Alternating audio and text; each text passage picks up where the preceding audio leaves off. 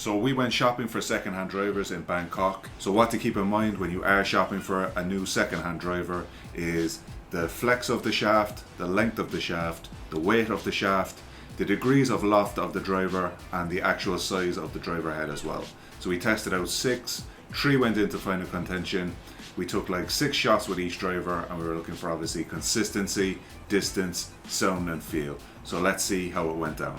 First driver up on the chopping board is the Titleist 917, and I'm usually a big fan of Titleist clubs, and this one looked the part. It was the 917, so from a good few years ago.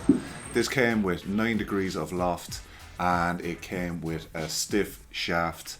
Now the sound and feel was quite good on the driver and the consistency was okay, but one thing that let us down was the lack of distance, and I think that was because this had a slightly shorter shaft length and that was leading to less distance. So this one didn't make it into the final cut, but still a good driver. Just obviously this shows why it's important to test them, because this one looked good on paper but then it wasn't the best driver when we actually tested it out. Second driver up is the Callaway Rogue, and this isn't the Rogue ST Max, but it's one of the previous generations, but still a very popular driver. This came with 9 degrees of loft and it came with a stiff shaft, and this one was in contention because the distance was really good. We were hitting carries of 230, 240, and that's right where we wanted to be, but the consistency wasn't on the top shelf. So while it was better than the Titleist in almost every area, we were still spraying a few low and spraying a few out to the left and to the right. So distance without consistency in a driver is not what we're looking for. We're looking for the perfect blend of distance and accuracy. So next up is the Ping G425 Max, and this one was really good. I know that some people refer to the G430 Max as the cheat stick because it goes straight every time, and we found the G425 Max to be really good.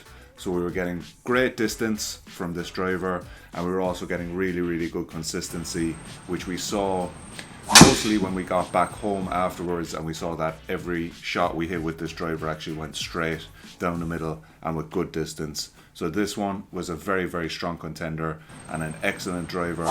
The one thing we didn't really like too much was the sound was a little bit hollow. So some of the other drivers sounded better, but in terms of performance, the G425 Max is right up there.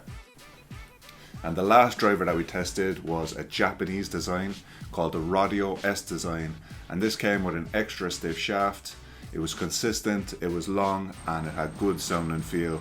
But I just feel overall that the Ping G425 Max was more accurate and the distance was more consistent as well, and just it suited our game and our shot shape a lot more. So overall we went with the Ping G425 Max, and hopefully this can take our game to the next level. Obviously driving wasn't our weakest point, but it's always good to upgrade the driver and make sure that we're putting ourselves in the best position off the tee. So thanks for watching the video and we'll see you on the next one.